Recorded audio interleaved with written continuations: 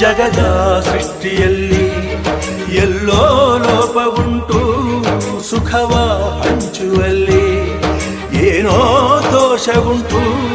ದಣಿಯೋನು ದಣಿಯೇ ಆಗಿಲ್ಲ, ಆಳೋನು ಆಳುವಾಗಿಲ್ಲ. ಪ್ರಜೆಗೆ ರಾಜಯೋಗ ಅವನೇ ದೊರೆಯು ಈಗ. ಲೋಪ ದೋಷವನ್ನು ತಿದ್ದಲೇಬೇಕು ಬೇಗ.